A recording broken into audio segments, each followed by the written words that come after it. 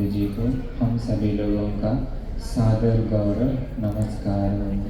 साधु साधु साधु। एवं जिन्होंने मुझे ज्ञान दिया, सत्य की राह दिखाया, उन मेरे गुरुदेव गुरु के चरणों में सादर गौरव नमस्कार हो। साधु साधु साधु। पूजनीय महासंघ से अवसर चाहते हैं। श्रद्धावान पुण्यवान उपासक उपासिकाएं,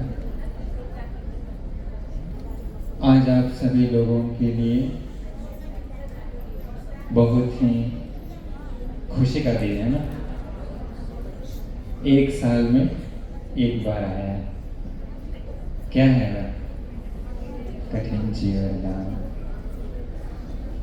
महापुण्य का संचय करने का मौका आया है। कठिन जीवनदान। पूजनीय भिक्षु संघ को एक जगह पर देखने का मौका आया है। समनानंच दर्शन एतं मंगलमित्तम। आप लोग सुबह से बहुत सारा पुण्य के बारे में सुन चुके हैं ना। कठिन जीवनदान की महिमा, उसका पुण्य का फल कैसे कैसे मिलता है। आप लोगों का मन तो पूरा खुश होगा और हमें लगता है ज्ञान से आप लोगों का मन भी भर गया होगा। जगह है उसमें थोड़ा है तो थोड़ा सा कुछ और बता देंगे, क्योंकि भगवान बुद्ध जी का धम्म का गुण है पश्चात्तम वेदित गोविन्यो। ज्ञानी बुद्धिमान के पास जितना क्षमता है उसी क्षमता के अनुसार वो धारण कर सकता है। अभी हम जो बताने वाले हैं, अंत में आप लोग भाग्यवान समझेंगे कि आप सभी लोग यहाँ पर आकर के कितना बड़ा भाग्यवान हैं, ये अंत में आप लोगों को समझ में आ जाएगा। अभी हम जो बताने वाले हैं वो यहाँ पर हमारा सभी बंदी लोगों का, आप सभी लोगों का कहानी भगवान बुद्ध जी आज से 2500 साल पहले ही बता दिए। आज ऐसी कहानी हम बताने वाले हैं। हर एक व्यक्ति का कहानी भगवान बुद्ध जी बता दिए। हर एक उपासक, हर एक उपासिका कहानी भगवान बुद्ध जी बता चुके हैं। अभी आप जरा देखिए कि आप उसमें से कौन वाले हैं, कौन से हैं। कई लोगों के बारे में भगवान बुद्ध जी बता दिए। एक बार भगवान बुद्ध जी ऐसे ही बैठ के प्रवचन दे रहे थे। अभी जैसे देखिए भगवान बुद्ध जी का रूप कितना सुंदर दिख रहा है। श्रीलंकन स्टाइल से सजावट भी है, इंडियन स्टाइल नहीं है, वो भगत जी ने किया है यहाँ पे। तो ऐसे ही भगवान बुद्ध जी प्रवचन दे रहे थे उस दिन। अभी तो यहाँ पर कितने सारे लोग हैं, लगभग 2-3 हज़ार लोग होंगे। उस दिन केवल 5 लोग आया था। कितना लोग? केवल 5। उपासिका कोई नहीं थी, सब उपासक था उस समय। अभी उपासिका बहुत है। भगवान बुद्ध जी प्रवचन दे रहे हैं, 5 लोग बैठा हुआ। भगवान बुद्ध के पीछे एक और बंत जी थे। पता है कौन? सेवक। कौन है? आनंद बंत जी पंखा झेल रहे थे। प्रवचन तो भगवान बुद्ध जी दे रहे हैं, 5 लोग सुन रहा है। उसी 5 में से आप लोग भी हैं। अभी देखिए वो कौन लोग हैं, इसके बाद साधु साधु बोलिएगा। उसमें से पहला इंसान सोने लगा। पहला इंसान सोने लगा, उसको नींद आ रही थी। अब देखिए आप लोग उसमें कौन वाला है। भगवान बुद्ध जी युगों युगों के बाद आते हैं, हर दिन नहीं, कल्पों कल्पों के बाद आते हैं, करोड़ों साल नहीं, कल्पों कल्पों के बाद। कल्पों कल्पों के बाद रेगिस्तान में बारिश होने की तरह भगवान बुद्ध अमृत ज्ञान की गंगा बहा रहे थे, पर एक आदमी सोया हुआ, नींद आ रही उसके कानों में ज्ञान गई नहीं, आवाज तो जा रहा है पर वो क्या कर रहा है, सो रहा है, समझ में नहीं आया। जो दूसरा आदमी था, अभी देखिए आप दूसरा है कि नहीं, उसमें से दूसरा आदमी ऐसे ऐसे हिल रहा है, झूम रहा है, कैसे झूमता है ना कोई को बैठे बैठे झूमना जैसा, वो झूम रहा है, उसके कानों में भी ज्ञान नहीं गया। आप लोग दूसरा वाला है क्या, वो भी देख लीजिएगा। इसके बाद भाई 5 इंसान सुन रहा था, तीसरा वाला सोचिए तो भगवान बुद्ध जी, अभी हम लोग सोचने के अरे भगवान बुद्ध होते तो कितना अच्छा रहता, पर देखिए जो भगवान बुद्ध के पास गए उन लोगों को क्या हुआ। तीसरा आदमी अपने हाथों से जमीन पर बैठा था, अभी तो कुर्सी लगी है, वो एक आदमी जमीन पर लकीर बना रहा, लकीर बनाना शुरू कर दिया, उसका ध्यान भी ज्ञान में नहीं गया। तीसरा, 5 ही में केवल। चौथा आदमी आसमान देख रहा है, क्या देख रहा है, आसमान। कैसे कोई कोई ज्ञान सुनने के लिए तो फिर ऊपर देखते हैं, हॉल कितना सुंदर है, लाइट कितना सुंदर है, ऐसे ऐसे। वो चौथा आदमी आसमान देख रहा था, तारे गिन रहा था, पर दिन में तारे होते नहीं। आप लोग चौथा वाला भी नहीं है ना, अब एक ही केवल बचा है, 5वां वाला। 5वां वाला ध्यान लगा करके, कान लगा करके अपना होश को फोकस करते हुए ज्ञान सुन रहा था। अब आप लोग उसमें से कौन है, अपने अपने मन से पूछ लीजिए, बोलिए ना। इसके बाद अभी ये सब कुछ देख रहे थे, पता है कौन, आनंदवंत जी। प्रवचन खत्म हुआ, आनंदवंत जी भगवान बुद्ध कहते हैं कि भगवान आप तो अमृत ज्ञान की वर्षा बरसा रहे हैं, सारे रोगों को दूर करने वाला ज्ञान दे रहे हैं, सभी दुखों को मिटाने वाला ज्ञान दे रहे हैं, दर्द को हरने वाला ज्ञान दे रहे हैं। पर भगवान इन लोगों को क्या हो रहा है, ये क्या हो गया इन लोगों को, ये लोग सो रहा है, तो कोई आसमान देख रहा है, तो कोई झूम रहा है, तो कोई लकीर बना रहा है। भगवान बुद्ध जी बताएं, आनंद यह जो सो रहा था पिछले 500 जन्मों में अजगर था।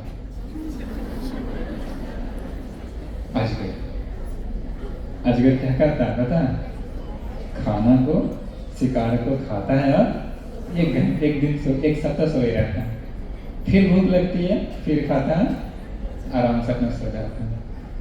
लगातार 500 जन्मों में अजगर था, अभी भी सोने की आदत है।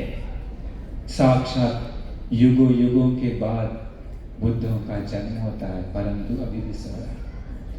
ऐसे ही अभी युगों युगों के बाद ऐसे शीलवान सत्पुरुष लोग सामने हैं, ऐसा ज्ञान सुनाई दे रहा है, ऐसा महान महान पुण्य कर्म हो रहा है, परंतु अगर जन्मों जन्मों की आदत होगी तो स्वर्ग हो जाएगा सबका। भगवान बुद्ध जी कहते हैं, जो दूसरा झूम रहा था, भगवान बुद्ध जी कहते हैं 500 जन्मों में वह लंगूर था, बंदर। 500 जन्मों में लंगूर क्या करता है, इधर से उधर, एक पेड़ से दूसरे पेड़ से, वो उसका कूदना ही काम है ना। उन लोग धर्म सुनता है, ज्ञान सुनता है, शीलों का पालन करता है, कठिन सी वरदान देता है, कुछ नहीं है। आदत अभी भी मनुष्य बन गया, पर आदत ना छूटी, अभी भी झूम रहा है। भगवान बुद्ध ज्ञान दे दिए, उसके कानों में ज्ञान नहीं गया, नहीं गया। तीसरा जो इंसान था, जो लकीर पा रहा था, ऐसा मत सोचिए हम लोग लंगूर नहीं बने हैं। भगवान बुद्ध भी जाता कथाओं में है, कई बार वानर जन्म पाए हैं। जब भगवान बुद्ध भी ऐसा जन्म पा सकते हैं तो हम लोग कौन है? हम लोग कौन है? अभी भाग्य से मानव जन्म मिल गया है, उसका सही लाभ उठाना खुद के हाथों में है, किसी और के हाथों में नहीं। जो उसमें कौन बच गया? लकीर बनाने वाला ना, जो लकीर बना रहा था, विश्वास नहीं करेंगे। पर भगवान बुद्ध जी बताएं, वो 500 जन्मों में जो अर्थवॉर्म होता है बारिश के समय, केचुआ जो बोलते हैं, वो मिट्टी के अंदर जाता है, मिट्टी खाता है, फिर बाहर आता है, फिर अंदर जाता है, ऐसा भगवान बुद्ध जी कहें वो 500 जन्म में वो केचुआ था। सोचिए तो, हम लोगों का जन्म कहाँ कहाँ नहीं होता, कहाँ का। अभी लोग सोचते हैं कि अरे मैत्री बुद्ध के समय भी जन्म हो गया, वैसे हिलते रह गए तो फिर क्या होगा? भगवान बुद्ध के सामने भी चले गए तो लाभ नहीं हो पाएगा, लाभ नहीं हो पाएगा। भगवान बुद्ध जी बताएं, जो 5वां इंसान था जो ध्यान से सुन रहा था, आप लोग भी शायद 5वां ही है मेरे ख्याल। भगवान बुद्ध जी कहें वो पिछले 500 जन्म में मनुष्य जन्म में पाया था। मनुष्य जन्म में भी जन्म जन्म में वह बिल्कुल होश से, सती से अच्छाई की ओर गया है। उसमें कहते हैं भगवान बुद्ध जन्म जन्म में वो खूब याद करने वाला था। कैसे कोई इंसान पूरा अपना माइंड को फोकस करता है किसी पढ़ाई में, किसी चीज को सीखने में, भगवान बुद्ध जी कहते हैं उसका 500 जन्मों का आदत था सीखने का। क्या करने का? अच्छे से सीखने का। इसलिए अभी भगवान बुद्ध के समय भी आकर के भगवान बुद्ध का ज्ञान वो सीखा, अच्छे से सीखा।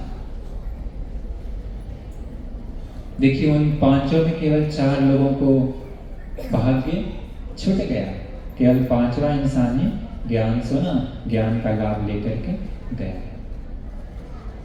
अभी देखिए मानव जन्म कितना मुश्किल, आप लोगों को पता है? पता है? भगवान बुद्ध जी एक उदाहरण के स्वरूप बताए हैं। जस्ट मान लीजिए अभी पूरा धरती में कितना पानी है? 3 भाग पानी है ना।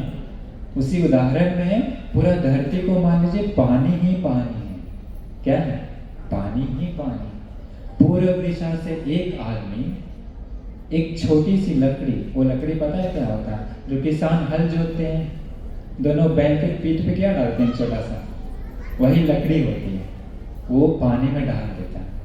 भगवान बुद्ध कहते हैं जस्ट इमेजिन, सागर में एक कछुआ रहता है, उसी कछुए का एक आंख क्या है? अंधा है। 100 सालों में एक बार ऊपर आता है, फिर नीचे जाता है, फिर 100 साल, फिर एक बार। अभी आप लोग बताइए ऐसा कब संभव होगा जब कछुआ भी ऊपर आए और लकड़ी भी ऊपर वहीं पर रहे और कछुआ उसी लकड़ी के छेद से आसमान देख पाए। समुद्र कितना बड़ा होता है, देखे ना सब लोग, कितना बड़ा है। कभी लकड़ी उधर निकलेगा इंडियन ओशियन में, तो कछुआ निकलेगा पैसिफिक ओशियन में। कितना बड़ा है ना। अभी बोध गया से हमको आते आते यहाँ बहुत समय लग गया, वो तो सागर है। पर भगवान बुद्ध जी कहते हैं बहुत युगों के बाद, बहुत समय के बाद एक समय ऐसा आता है जब कछुआ उसी लकड़ी से दिखता है आसमान। भगवान बुद्ध जी कहते हैं वैसा ही बहुत मुश्किल है मानव जन्म। अभी एक चीज आप लोगों को हो गया, मानव जन्म मिल गया, पर एक और चीज अभी होता है वहां पर। भगवान बुद्ध जी उदाहरण दिए, दक्षिण दिशा से एक और आदमी एक और लकड़ी को डाल देता है। ठीक है, दक्षिण दिशा से। अब कितनी लकड़ी है समुद्र में? 2 लकड़ी।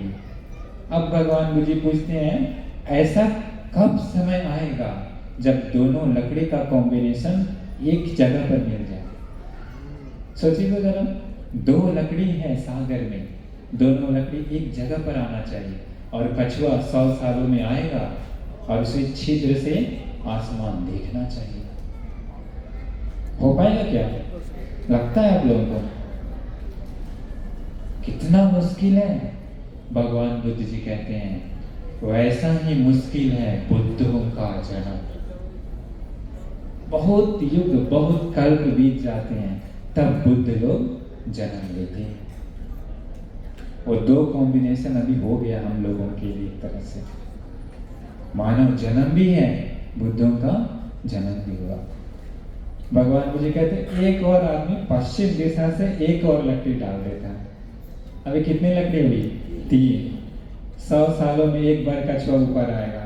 तीनों लकड़ी एक के ऊपर एक आना चाहिए, बिल्कुल एक साइज का लकड़ी। तीनों लकड़ी एक साइज में आना चाहिए। वो कछुआ उसी छिद्र से आसमान देखना चाहिए। हो पाएगा ऐसा? कितना मुश्किल होगा। जस्ट इमेजिन, सोचिएगा। हम लोगों को तो लगता है कि असंभव है, पर भगवान बुद्ध जी कहते हैं संभव हो पाता है बहुत समय के बाद। भगवान बुद्ध जी कहते हैं ठीक वैसे ही अत्यंत दुर्लभ है मनुष्य जन्म पा करके। बुद्धों का भी जन्म हो गया, परंतु भगवान बुद्ध का ज्ञान धरती पर होना इतना मुश्किल है। भगवान बुद्ध का ज्ञान धरती पर होना, वो भी आप लोगों को मिला कि नहीं मिला? मिल गया है। पर वो सब मिल गया हम लोगों को हमारे परम पूजनीय गुरु ग्रंथ जी के पास श्रीलंका में। क्योंकि एक समय ऐसा आया था श्रीलंका में 12 साल अकाल पड़ी थी, बारिश नहीं हुआ था। 12 साल पानी नहीं पड़ेगा तो क्या होगा? सब सूख गया था। श्रीलंका में भी अभी से 30-40 साल के पहले धर्म की बातचीत नहीं होती थी। सूत्र पिटक था, परंतु सब कबर्ड में लौक रहता था। कोई पढ़ने वाला नहीं था, कोई बताने वाला नहीं था। हमारे गुरु ग्रंथ जी वो सब ऊपर निकाले हैं। अभी लगता है कि श्रीलंका कितना बुद्धिस्ट कंट्री बन गया गुरु ग्रंथ जी के कारण।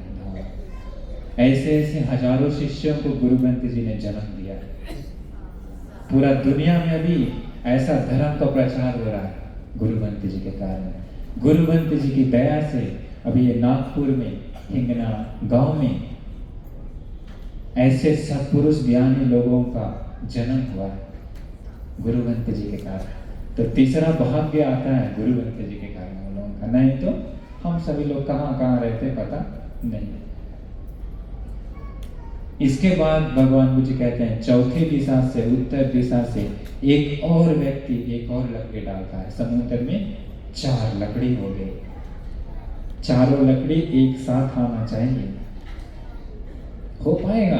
बहुत मुश्किल। वैसे ही भगवान बुद्ध जी बताएं ये धर्म को बोध करना श्रोता बन सकदागामी अनागामी अरहंत होना इतना ही मुश्किल है। 4 लकड़ी का कॉम्बिनेशन एक समुद्र में होना चाहिए और कछुआ 100 साल में बनता। कितना मुश्किल है, कितना मुश्किल है। लेकिन आप लोगों को उसमें से 3 कारण हो चुका है। चौथा कारण के लिए और ज्ञान सुनना होगा, और पुण्य करना होगा, और करना होगा। भगवान बुद्ध जी हम सभी लोगों का अतीत बताते हैं। आनंदमती वहां पर पूछते हैं कि भगवान इन चारों को क्यों नहीं दिमाग में गया?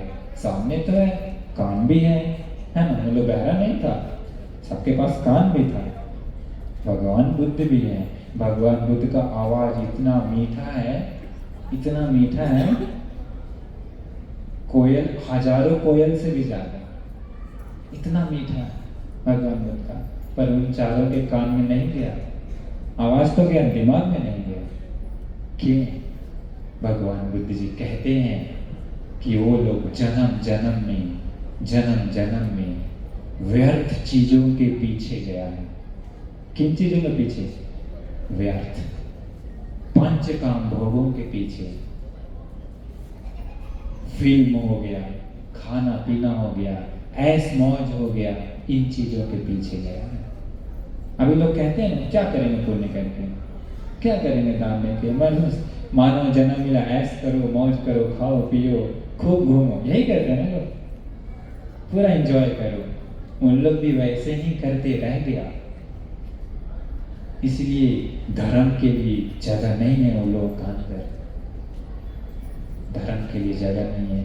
परंतु आप लोग याद करिए, हम लोग का हिस्ट्री भगवान बुद्ध जी बताए हैं कि केवल जीवन में सुख रहता तो, कोई कष्ट पीड़ा नहीं रहता तो कोई दान पुण्य करने का जरूरत नहीं था। दुखों से आराम होने का जरूरत क्या है? अगर कष्ट नहीं होता तो जीवन में, पर भगवान बुद्ध जी क्या बताएं? जाति भी दुखा, जन्म लेना दुख है। कैसे दुख है? भगवान बुद्ध जी हम सभी लोगों का हिस्ट्री बताए हैं। अभी आप लोग से पूछेंगे कि आप लोग भगवान बुद्ध का ज्ञान कैसे याद रखते हैं, तो आप लोग बड़ी बड़ी बात क्या क्या कहेंगे पता नहीं। एक बार ऐसे बहुत सारे भिक्षु लोग आए, भगवान बुद्ध पूछते हैं भिक्षुओं से, भिक्षुओं तुम लोग मेरा ज्ञान को कैसे याद रखते हो? वो लोग पता है क्या बताएं? अनित्य है, दुख है, अनात्म, इतना बड़ा बड़ा बातें नहीं कहने गए वो भंती जी लोग। कैसे याद रखते हैं पूछते हैं। वो लोग कहते हैं कि भगवान आपने बताया है हम सभी लोगों का जिंदगी के बारे में, हम लोग कितना जन्म से आ रहे हैं, जन्म जन्म में हम लोग कितना रोए हैं पता है? अभी माँ गुजर गई तो, पिता गुजर गया तो, भाई बहन पति पत्नी गुजर गई तो, अपना इकलौता बेटा चला गया तो कितना दुख आता है, कितना दुख आता है। भगवान बुद्ध जी कहते हैं जन्म जन्म का दुख कितना है, आंसुओं का धारा हम लोगों की आंखों से बह गया है। यहाँ पर हर एक व्यक्ति की आंखों से कितनी आंसू बही है। भगवान बुद्ध जी को वो लोग भिक्षु लोग कहता है सागर का पानी कम है, आंसू ज्यादा। यहाँ पर अभी 2000 लोग हैं तो 2000 लोगों के आंखों से आंसू बह गया जन्म जन्म में, सागर का पानी से ज्यादा। पर अभी भी वही स्वभाव है, अभी भी वही है, आगे भी बहेगा जब तक मुक्ति ना मिलेगी, जब तक मुक्ति नहीं मिलेगी। भगवान बुद्ध जी को वो भिक्षु लोग कहते हैं कि भगवान हम लोग आपका ज्ञान वैसे याद रखते हैं, आंसू इतना बहाए हैं, तभी तो ज्ञान सुनने का मन करेगा ना। फिर इसके बाद वो लोग कहते हैं कि भगवान जन्म जन्म में हम लोग मुर्गा बन जाने के कारण, बकरी बन जाने के कारण, हिरन बन जाने के कारण, सुअर बन जाने के कारण, गाय बन जाने के कारण कितना गला कटा है हम सभी लोगों का। खून जमा करेंगे तो ओशियन जो है, सागर जो है, सागर का पानी से ज्यादा खून जमा होगा। हम सभी लोगों का भी गर्दन से जो बह गया है खून, यहाँ पर जितने लोग हैं उतने लोगों का सागर है, याद रखिए। अभी एक जन्म में गला कटेगा तो कितना खून बहेगा? 5 लीटर, 5 ही लीटर ना, 5 से 6 लीटर। सागर बनाने के लिए कितना बार काटना पड़ेगा? जस्ट इमेजिन, इतना गला हम सभी लोगों का कट गया है जन्म जन्म में। कौन बताया ये हिस्ट्री? भगवान बुद्ध जी, नहीं तो हम सभी लोग अंधकार में। अभी भी वही स्वभाव है खून बहने का। धर्म के मार्ग पर नहीं चले तो आगे भी जन्म जन्म में क्या होगा पता नहीं, क्या होगा पता नहीं। कितना रोए हम लोग, कितना खून बहाए हैं गर्दन से। भगवान बुद्ध जी कहते हैं, बताते हैं, वो भिक्षु लोग बताते हैं भगवान बुद्ध को। भगवान बुद्ध का ज्ञान ही भगवान बुद्ध को वो लोग बता रहे हैं। पूछते हैं ना भगवान बुद्ध जी, वो लोग कहते हैं कि हम लोग, भगवान आपने बताया जन्म जन्म में थोड़ी हम लोग ज्ञान सुनते हैं। चोरों के साथ रहेंगे तो क्या बनेंगे हम लोग? चोर बन जाएंगे ना। शराबी लोगों के साथ रहेंगे तो क्या बनेंगे हम लोग? शराबी। कहते हैं जन्म जन्म में कितना चोरी किए हैं। चोरी करने के बाद पहले के समय में राजा लोग पता क्या करता था? गला काट देता था। भगवान बुद्ध जी कहता कि इतना गला कट गया हम लोगों का कि खून जमा करेंगे तो सागर का पानी। हम सभी लोगों का खून का सागर है, नदी नहीं, सागर है। अभी भी वही है अगर धर्म के मार्ग पर नहीं गए तो। ऐसे मौज तो करते हैं, पर हिस्ट्री कैसा हम सभी लोगों का? पिछले कोई पुण्य का फल से सुखदायी जीवन मिल जाता है, पैसा है, सब कुछ है, तो लोगों को लगता है कि रैश मौज करना है, वो तो कोई पुण्य का फल है, खत्म हो जाएगा। जैसे बैंक अकाउंट में पैसा रहता है, पैसा है तो पूरा ऐश मौज कर रहा है, अकाउंट खत्म होने के बाद सब खत्म। वैसे ही अभी मनुष्य लोक में मनुष्यों का हालत है। पिछले जन्म में पैसा जमा किए हैं अकाउंट में पुण्य नाम का, इस जीवन में केवल क्या कर रहे हैं, खर्च कर रहे हैं, ऐसे मौज करते हुए अकाउंट खाली हो जाएगा। फिर क्या करेगा, फिर आएगा दुर्गति का द्वार, दुर्गति का द्वार। तो हम सभी लोगों को अभी मौका मिला है, मानव जन्म मिल गया, बुद्धों का जन्म हुआ, भगवान बुद्ध का ज्ञान है, देर किस बात की है, चलना है। भगवान बुद्ध जी वहां पर आनंदवंत जी को उन पांचों का हिस्ट्री बताते समय एक और बात कहते हैं, आनंद, ये लोग जन्म जन्म में व्यर्थ चीजों के पीछे कितना गया है कि इन लोग को भी बुद्ध सामने है पर ज्ञान नहीं जा रहा। लेकिन अगर ऐसे सत्पुरुषों का समागम में आ गए, तो ऐसे ज्ञान सुनने के लिए जो आए हैं, यह जो कठिन चीवर में सहभागी हुए हैं, पता नहीं आप लोगों का पिछले जन्म का आदत है कि नहीं, पिछले जन्म में कौन सा आदत है ये कौन जाने, लेकिन अगर इस जीवन में ही अपना रास्ता को मोड़ेंगे तो कुछ हो सकता है। जैसे देखिए भगवान बुद्ध के समय एक बार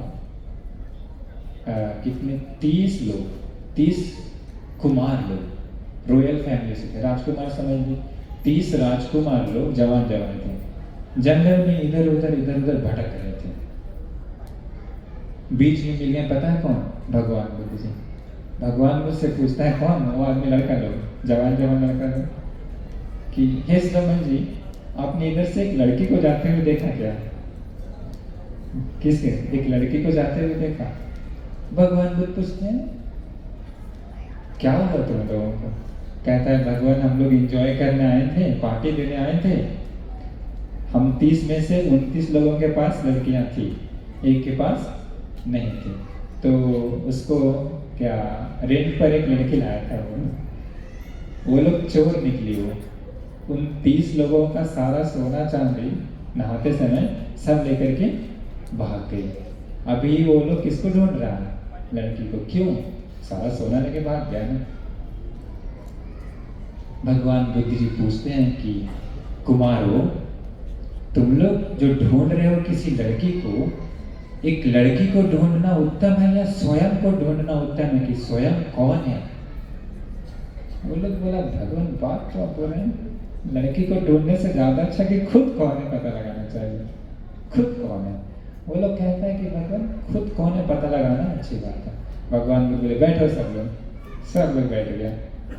30 भगवान बुद्ध ज्ञान बताए, सब लोग धर्म को बोध कर लिया, सब लोग श्रोतापन्न हो गया, सब लोग चीवर धारण किया, अरहंत हो गया। कैसे? पिछले जन्मों में वो लोग अच्छे मार्ग की ओर गया था, अच्छी क्यारी बना चुका था। खेतों में पानी लेके जाने के लिए क्या बनाना पड़ता है? क्यारियां बनानी पड़ती है ना। क्यारी अगर सीधा बना हुआ है तो पानी डालेंगे तो कहाँ जाएगा? सीधा आएगा।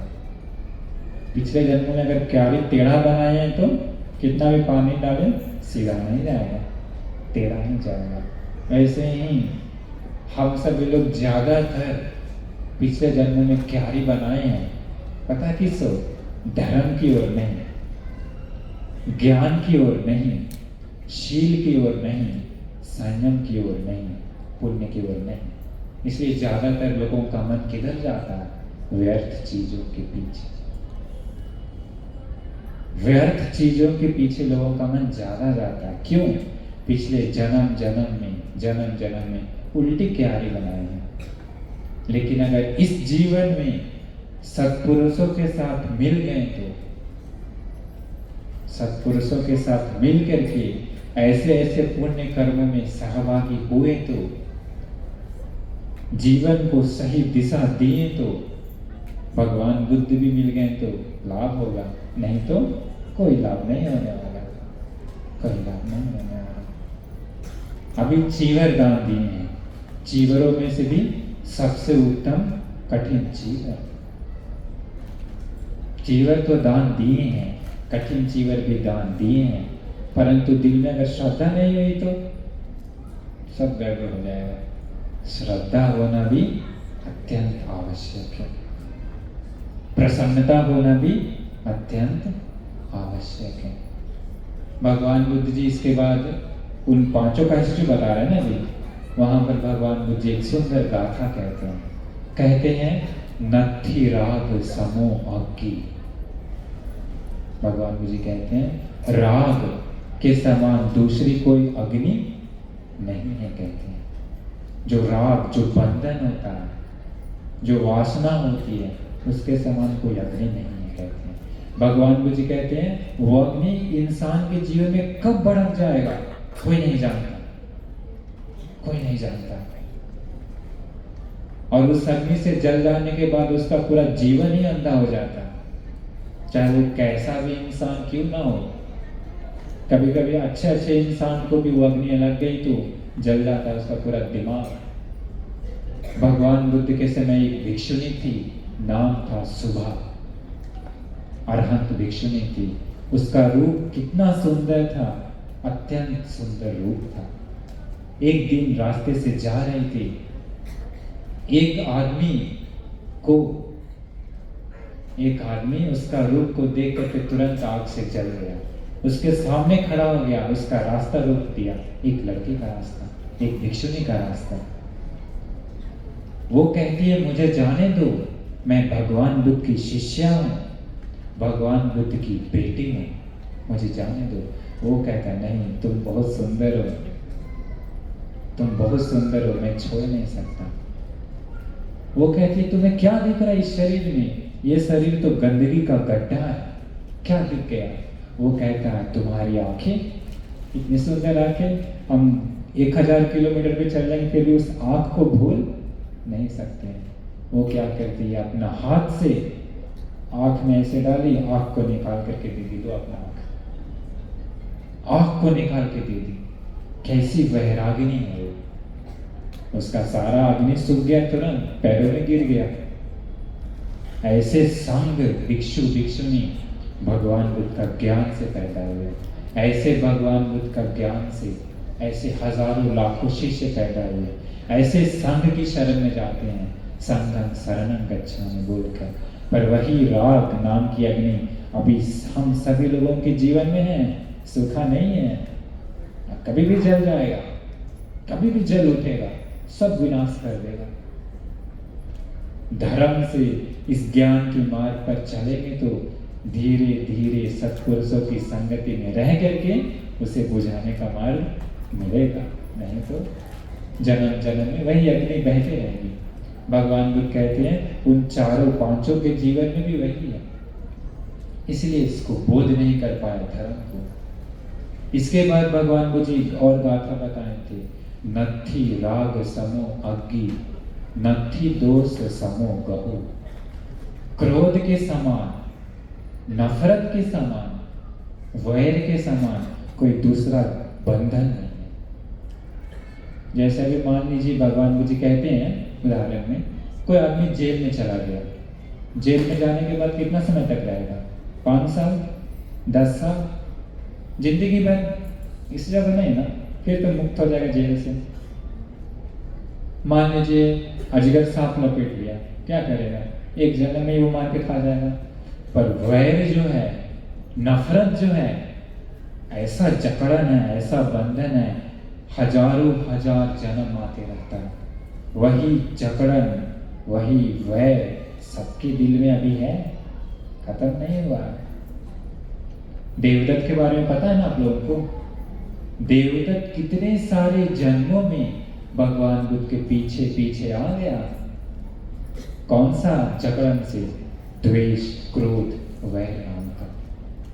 भगवान बुद्ध को मारने के लिए पत्थर गिराया, मारने के लिए हाथी भिजवाया, मारने के लिए एक बार 32 धनुर्धर भिजवाया भगवान बुद्ध को मारने के लिए। पर भगवान बुद्ध के दिल में वैसा क्रोध नहीं है, द्वेष नहीं है। ऐसे भगवान बुद्ध की शरण में गए।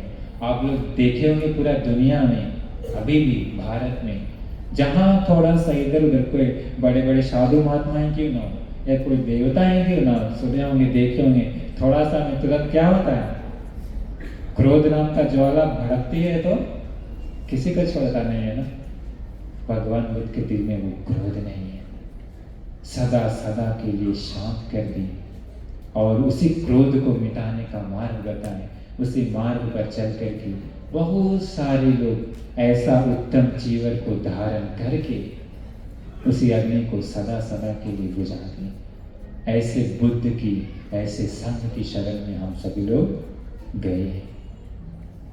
इसके बाद भगवान बुद्ध एक और गाथा वहां पर कहते हैं, नत्थि मोह समम जालम। जो मोह होता है, मोह के समान दूसरा कोई जाल नहीं है। अभी यहाँ पर जो गाथा बता रहे हैं वो हर सभी लोगों का जिंदगी में है।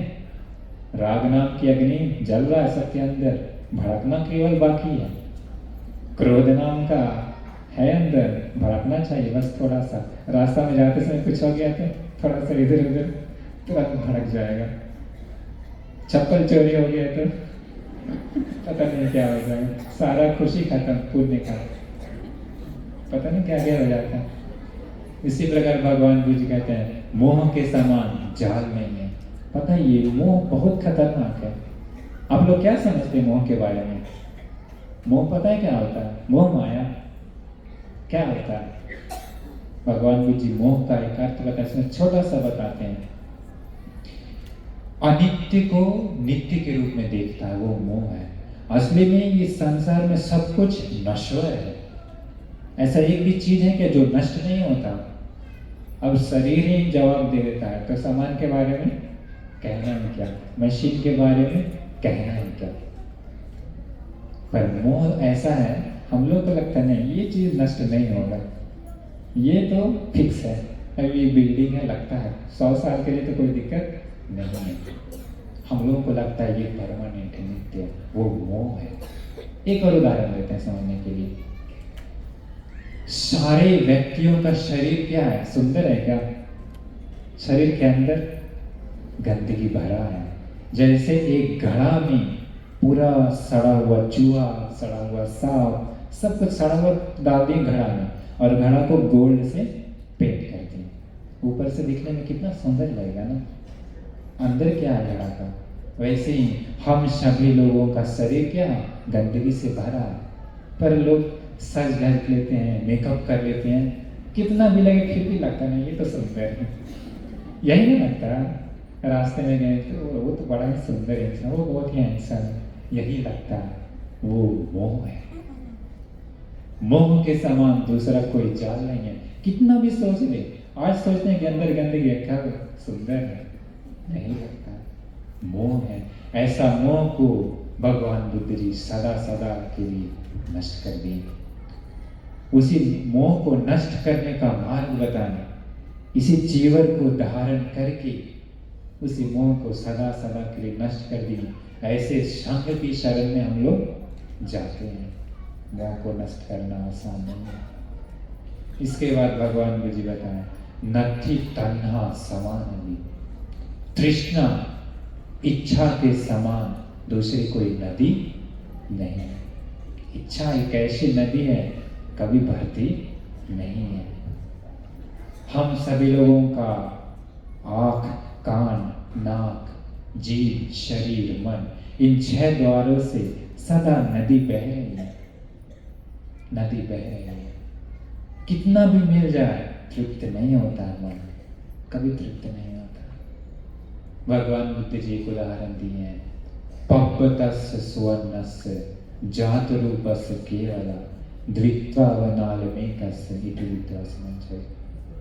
कहते हैं सोना और चांदी से बना हुआ एक पर्वत हो। माउंटेन कितना बड़ा होता है ना, पहाड़। सोना से इतना थोड़ा नहीं, सोना का पहाड़ है, चांदी का पहाड़ है। कहते हैं ऐसा 2 पहाड़ भी एक इंसान को मिल जाएगा ना, फिर भी मन नहीं भरेगा। उसका मन करेगा एक और पहाड़ रहता तो अच्छा रहता। सोने का पहाड़ किसके पास है? ऐसा है तृष्णा की नदी।